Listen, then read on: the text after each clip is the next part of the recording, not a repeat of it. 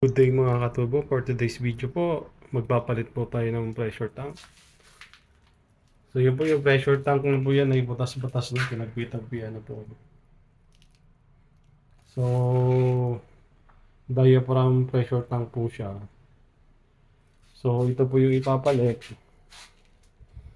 Conventional pressure tank po. So ganito po sana ina-advise ko, kaso hindi po kaya ni client yung price po kasi mas mahal ng diaphragm pressure tank po. So, yun guys, samahan niyo po ako. Let's go!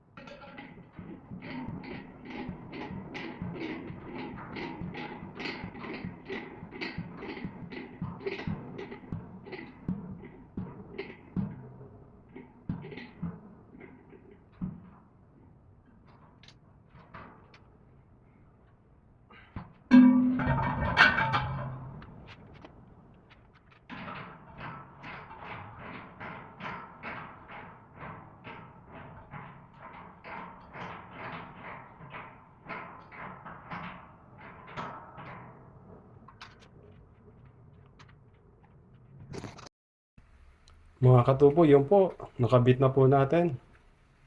Yun po, may pressure na po siya.